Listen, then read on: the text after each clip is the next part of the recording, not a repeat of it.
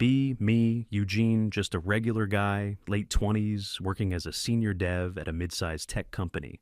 It was a pretty good gig, pay was decent, work was challenging enough to not be boring.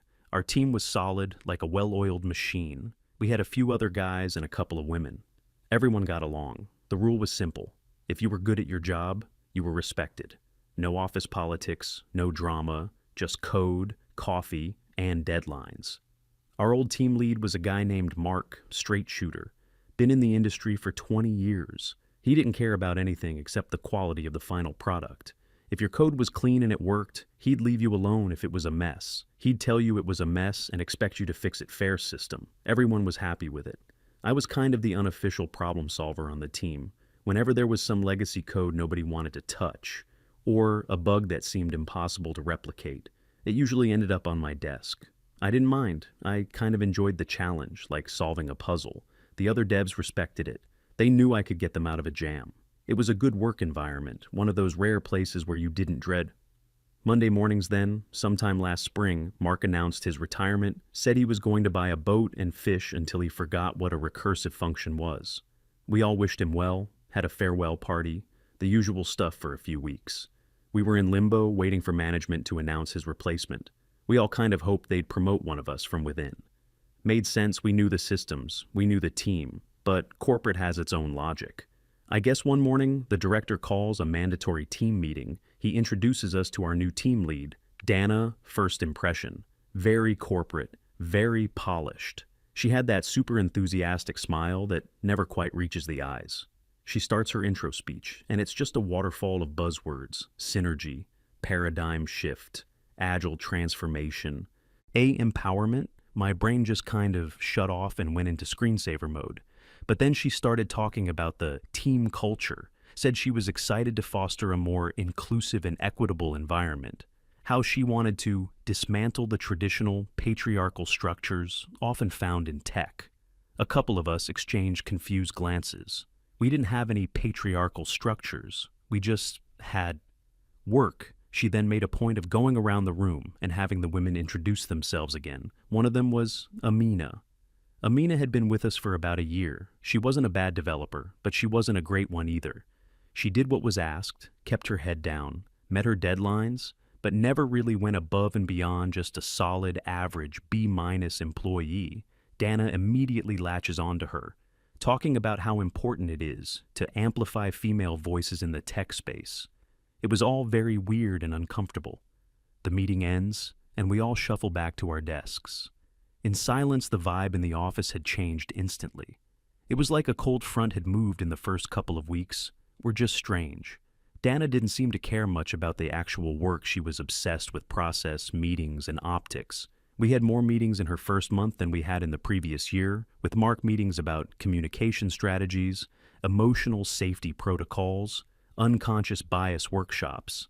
In one of these, she talked at length about toxic masculinity in the workplace, how things like mansplaining and talking over people created a hostile environment for women. She kept looking pointedly at the male members of the team as she said this. The funny thing was, our team never had that problem.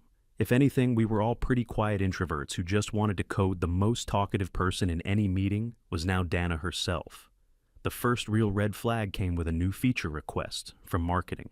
It was a pretty straightforward task. Connecting a new API to our front-end. Mark would have given it to whoever had the bandwidth. Dana made a big show of assigning it to Amina. She announced it in the team chat, saying she was thrilled to give Amina the opportunity to take the lead on this high-visibility project. Amina looked a little panicked, but she took it 2 days later. I get a private message from Amina. "Hey Eugene, got a minute? I'm stuck on this API authentication." "Sure, no problem." I hop on a call with her and walk her through it. It was a tricky bit with the OAuth tokens that our documentation didn't explain. Well, it took me about 30 minutes to show her how to handle the token. Refresh logic, she was super grateful. "Oh my gosh, thank you, you're a lifesaver. I was staring at this for hours." I just told her no worries, glad I could help. I didn't think anything of it. That's what teammates do, they help each other fast forward to the end of week review. Meeting Dana asks for an update on the marketing feature. Amina proudly announces that it's complete and ready for QA testing. Dana puts on this huge theatrical smile. She starts praising Amina to the high heavens, talking about her incredible problem-solving skills and tenacity in the face of a complex challenge. She says, and I quote, "This is a perfect example of what happens when we empower women to lead. Amina tackled a complex authentication issue all on her own and delivered a flawless solution. Let's all give her a round of applause." The room is dead silent for a second before a few people start clapping, awkwardly. Amina is just blushing and smiling, soaking it all in. She never once looks in my direction. I'm just sitting there, staring at the screen, feeling this cold knot form in my stomach. It wasn't about wanting the credit. I didn't care about that. It was the blatant dishonesty of it all. Dana had manufactured this entire narrative of female triumph, and Amina just went right along with it. From that day on, the pattern was set. Any interesting or important project was immediately assigned to Amina, or one of the other two women on the team. The guys, especially me, were relegated to bug fixes and minor maintenance tasks. It was grunt work, stuff you'd give to an intern, but the work still had to get done. And whenever Amina got stuck, which was often, my private messages would light up.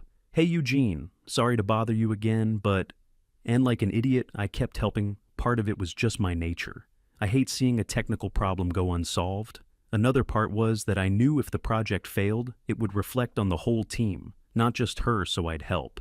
She'd take the credit, and Dana would praise her in the next meeting. It became a running joke between me and the other guys.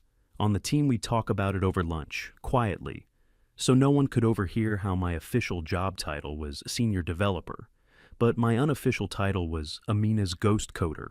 The atmosphere in the office got progressively worse. Dana implemented this open feedback policy where everyone was encouraged to share their feelings in a group setting, but it was a trap. If a man voiced a concern, it was framed as him being defensive or resistant to change. If a woman voiced the exact same concern, it was praised as brave and constructive. She had this way of twisting everything through her ideological lens. One time, a junior dev, a young guy named Kevin, pointed out a potential flaw in a plan Dana had proposed. He was very polite about it, just raised a valid technical point. Dana stopped the meeting and gave him a 10-minute lecture on how the tone of his feedback was aggressive. She said he needed to be more mindful of how he communicated with female leadership. Kevin was so embarrassed he barely spoke in a meeting for the next month. Meanwhile, Amina could do no wrong. She once accidentally pushed a piece of code that brought down our staging server for half a day. A pretty big screw-up. Mark would have had a stern talk with her about proper testing protocols. Dana's reaction? She sent a team-wide email about how mistakes are learning opportunities, and praised Amina's courage to experiment and push boundaries. It was like living in an alternate reality where competence didn't matter. All that mattered was which boxes you ticked on. The diversity checklist, my motivation to work, just plummeted. I stopped caring, stopped going the extra mile. I'd do the boring maintenance tickets assigned to me, do them perfectly, and then just browse the internet for the rest of the day. I was getting paid the same, so why kill myself doing real work just to have someone else get the credit for it? The other guys on the team felt the same way.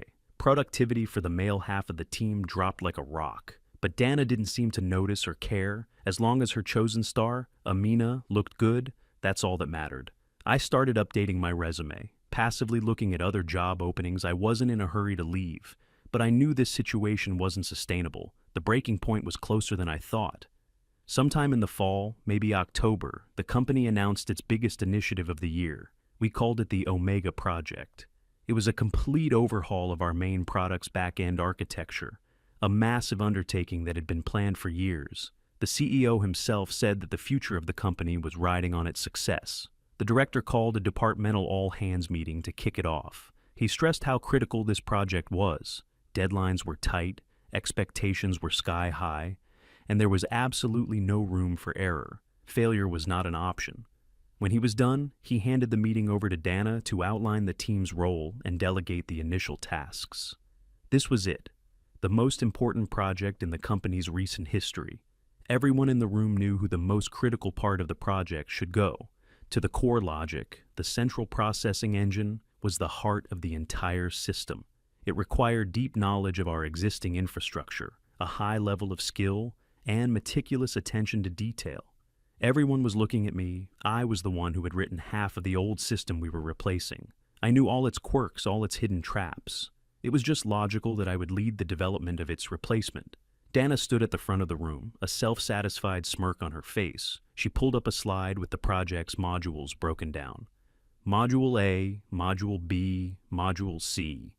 And then the core engine. She went through the smaller modules first, assigning them to various team members. I got assigned some minor database migration, script. It was a task you could give to a fresh college graduate. I didn't say anything, just nodded and wrote it down. Then she got to the core engine. The whole room was quiet. You could feel the tension. Dana paused for dramatic effect, then smiled brightly. And for the most critical piece, the core engine, I'm entrusting this responsibility to Amina. A few people audibly gasped. I just stared at her, completely numb. It wasn't just unfair anymore. This was sabotage. This was like asking a student driver to pilot a 747. She was putting the entire project, and by extension the company, at risk. Just to prove her ideological point, Dana continued, I know this will be a challenge, but I have the utmost confidence in Amina's ability to rise to the occasion. It's time we gave women the chance to lead these technically demanding projects. Amina looked terrified, but she was trying her best to hide it, putting on a brave face. One of the other senior guys on the team, Dave, actually spoke up. He said, Dana, with all due respect, Eugene has the most experience with this part of the system. Wouldn't it make more sense for him to at least co-lead that module? Dana's smile vanished. Her eyes went cold. She looked at Dave and said, Thank you for your input, Dave, but I believe it's important to disrupt the status quo. Amina has my full support, and that's final. That was it. The decision was made. We spent the rest of the meeting going over timelines, but I didn't hear a word. My mind was already somewhere else. I was thinking about all the late nights, all the weekends I'd given to this company, all the times I'd dropped everything to fix a critical bug. All the times I'd mentored junior developers and helped my teammates, all of it. For what? To be sidelined for some mediocre developer so a manager could feel good about her progressive leadership style? I felt a strange sense of calm wash over me. It wasn't anger anymore. It was just clarity. I knew exactly what I had to do. The meeting ended, and as everyone was filing out, Dana pulled me aside. She probably sensed my mood. She gave me this condescendingly sweet smile and said, Eugene, I know you might be disappointed, but I need you to be a team player on this. It's really important that you support Amina and help her succeed. We're all in this together. I just looked at her, held her gaze for a few seconds, and for the first time in months, I was completely honest. Don't worry, Dana. You'll get all the support from me that you deserve. I turned and walked back to my desk, leaving her standing there with a confused look on her face. The plan was already forming in my mind. The next few weeks were a slow-motion train wreck. Work began on Project Omega, and it was clear from day one that Amina was in way over her head. The core engine was a beast, far more complex than anything she had ever worked on. Her progress was painfully slow. The rest of us were finishing our smaller modules, and she had barely laid the foundation for hers, and, right on schedule, the private messages started. Eugene, I can't get the data model to work. Eugene, do you have a sec to look at this algorithm? It's not scaling right. Eugene, I'm getting a weird memory leak. I don't understand why. But this time, something was different. My response was always the same. Sorry, Amina, I'm swamped with my own tasks. You should ask Dana. She's the team lead. Or, that sounds tough. Maybe you can set up a brainstorming session with Dana to figure it out. After the third or fourth time, I politely refused to help. She stopped asking. I could feel her panicked energy from across the room. She started working late, looking more and more stressed every day. Dana, for her part, was a master of reality distortion in our daily stand-up meetings. Amina would give a vague, evasive update. I'm continuing to make progress on the core logic, refining the architecture. And Dana would jump in immediately. Excellent work, Amina. I'm so impressed with your methodical approach. It's better to be thorough than to rush. Keep up the great work. She was creating a protective bubble of praise around Amina, shielding her from any real scrutiny. But the code doesn't lie. We were all using the same version control system. We could see the commits, we could see the code she was writing, and it was a disaster. It was inefficient, poorly structured, and full of rookie mistakes. The other senior guys and I would sometimes look at it and just shake our heads. It was a ticking time bomb. Anyone with a decade of experience could see that this code would never hold up under real-world load, but nobody said anything. Why would we? Dana had made it crystal clear that our opinions were not welcome. She wanted us to support Amina, and in her mind, support meant shutting up and letting her chosen one succeed or fail on her own terms. So we shut up, we did our assigned tasks, collected our paychecks, and watched the disaster unfold. I was actively interviewing at this point, had a couple of promising leads. I knew I was on my way out. It was just a matter of when the moment that sealed it, the final nail in the coffin, happened about a month into the project. I was working on my database migration script, a simple but tedious task, while running some tests. I noticed a fundamental flaw in the way Amina's core engine was interacting with the database. It wasn't just inefficient, it was structurally wrong. She was making a call that would create a massive locking issue on one of our main tables during low-traffic testing. It would probably be fine, but the moment we went live and thousands of users hit the system at once, it would grind the entire database to a halt. The whole application would freeze. It was a catastrophic showstopper bug, hidden in plain sight. My first instinct, the old me's instinct, was to immediately go to her and point it out. But then I stopped what would happen if I did. Best case scenario. She fixes it, I get no credit, and the project moves on worst case scenario. Dana accuses me of trying to undermine Amina again and creates more drama. I had a third option. I wrote up a detailed, professional, and completely neutral analysis of the issue. I included code snippets, performance benchmarks, and a projection of the server load at which the system would fail. It was undeniable proof of a critical flaw. I didn't offer a solution. I just stated the problem, backed up by data. I then requested a meeting with Dana to discuss a potential architectural risk. I didn't mention Amina or her module in the email. She accepted the meeting the next afternoon. I walked into her office, laptop in hand. I was calm, professional, and detached. I presented my findings, showing her the data, explaining the technical implications. I didn't use any accusatory language. I just laid out the facts. The current implementation will cause a cascading failure when the concurrent user count exceeds approximately 500. This will result in a total service outage. She listened, her brow furrowed. I could see she didn't fully understand the technical details, but she understood the words total service outage. When I was done, she was silent for a long time. I thought, maybe, just maybe, her pragmatism as a manager would override her ideology. I was wrong. She looked up at me, and her expression wasn't one of concern for the project. It was one of pure, unadulterated suspicion. She saw my analysis not as a warning, but as an attack on her decisions, on her chosen protege. And then she decided to make it a public execution. She told me to wait in the conference room. A few minutes later, she walks in, followed by the entire team. It was an ambush. She had a projector set up, displaying the architecture diagram. She starts the meeting with this fake, cheerful tone. Team, I wanted to create a space for open dialogue. Eugene has brought up some concerns about the core engine's database interaction, and I thought it would be a valuable learning experience for us to discuss it as a group. She then turns to Amina. Amina, why don't you walk us through your design philosophy here?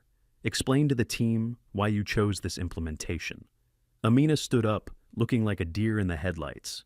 She started trying to explain her code, but she was just reciting technical jargon without any real understanding. It was obvious to everyone who knew what they were looking at that she was completely lost. She was just stringing words together. Asynchronous processing, non-blocking I/O, optimistic locking. It was a word salad that had nothing to do with the actual problem. When she finally trailed off into an awkward silence, Dana jumped into translate. She didn't talk about the code. She talked about me. She said, what we're seeing here is a clash of two different development philosophies. Eugene comes from a more traditional, rigid school of thought. What Amina has designed is a more dynamic, forward-thinking solution. It's about being flexible and agile. It was complete nonsense. The problem I found had nothing to do with philosophy. It was a simple, mathematical certainty that the database would lock up. It was like arguing about the philosophy of gravity, I tried to interject. to bring the conversation back to the actual data. Dana, this isn't about philosophy. It's about table locks. The logs show... She cut me off instantly. She held up her hand and gave me this incredibly patronizing smile. Eugene, I understand that it can be difficult to see new approaches when you're used to doing things a certain way. But what Amina and I are trying to build here is a collaborative environment, not a competitive one, where men feel the need to poke holes in women's work. The room went completely silent. She had just turned a critical technical issue into a gender war. I just sat there, looking at her. As she sealed her own fate, I decided to give her one last chance to be a manager instead of an activist. I spoke very slowly and very clearly. The system will fail. The data proves it. This has nothing to do with gender. It's about preventing a catastrophic failure that will impact the entire company. That's when she delivered the final blow. She looked me dead in the eye, her voice dripping with condescension, and said it in front of the entire team. Thank you for your opinion, Eugene, but I think Amina and I are perfectly capable of handling this. We don't need a man to explain to us how to do our jobs. That was it. That was the moment everything snapped into perfect crystalline focus. The last 10% of me that still cared about this job, this project, this team, it just evaporated. I didn't get angry. I didn't raise my voice. I just looked at her, then looked around at the faces of my teammates. They were all staring at the floor, mortified. Even Amina looked like she wanted the ground to swallow her whole. I slowly closed my laptop. I stood up, pushed my chair in neatly under the table. I looked back at Dana, gave a single, slow nod, and said nothing. Then I turned and walked out of the conference room without another word. I walked back to my desk. And the rest of the afternoon was a quiet ritual. I went through my assigned tickets for the database migration and closed them out. I wrote detailed documentation for the work I had completed. I pushed my final, clean, perfectly commented code to the repository. I deleted all my personal files and browser bookmarks from the company computer. I organized the files on my desktop into neat little folders. I was a machine, methodically detaching myself from the past few years of my life. My teammates kept their distance, occasionally glancing over at me with looks of pity or concern. Nobody spoke to me. Dana and Amina didn't come out of the conference room for the rest of the day at exactly 5 o'clock. I logged out of my computer for the last time. I packed my personal belongings into my backpack, a coffee mug, a couple of books, a framed photo. I took my employee badge off its lanyard and placed it squarely in the middle of my keyboard. Then I stood up and walked towards the exit. I didn't look back. I drove home in complete silence, the radio off. I didn't feel angry or sad. I just felt empty, like I had been carrying a heavy weight for months and had finally just set it down. I got home, sat down at my personal computer, and opened up my email. I drafted a very short, very simple message. I addressed it to Dana. I CC'd her boss, the director, and the general HR inbox. The subject line was, Resignation, Eugene, my last name. The body of the email was 2 sentences long. Please accept this email as notification that I am resigning from my position as senior developer, effective immediately. I wish you and the company all the best in your future endeavors. I hit send, then I went into my phone and blocked Dana's number and the numbers of a few other key people from the office. I logged out of the company Slack and email on my phone, a complete and total severance. I ordered a pizza, opened a beer, and put on a movie. I slept better that night than I had in months. The next morning, my phone was buzzing with texts from former coworkers. Dude, are you okay? Heard what happened? That was insane. Dana is telling everyone you couldn't handle the pressure. I replied to a couple of them, just saying I was fine and had decided to move on. I ignored the rest. Dana's version of the story didn't matter. The truth had a deadline, and that deadline was Project Omega's launch day. I spent the next week just decompressing. I also sent out my resume to a few companies that I had been looking at. I got a call back from one of them, a major competitor. The very next day, they were very eager to talk to me. My first round interview was scheduled for the day after Project Omega was set to go live. It felt like poetry, and then came launch day. I knew the exact time the deployment was scheduled. I wasn't watching the company's website. I didn't have to. I just knew around 3 p.m. that afternoon. I got a text from Dave, my old buddy from the team. It's happening. A few minutes later, another one, the site is slowing down. Support tickets are starting to flood in. Then, another, database CPU is at 100%. Everything is timing out. And finally, the text I had been waiting for. It's down. The whole thing is down. Total outage. I just sat there, looking at my phone. I didn't feel happy. I didn't feel vindicated. I just felt a grim sense of satisfaction. The satisfaction of a mathematician whose equation has just been proven correct. The chaos on the other side, however, was something I only heard about later, in glorious detail. Dave told me the whole story a week later. Over beers, he said, when the system first went down, Dana was in complete denial.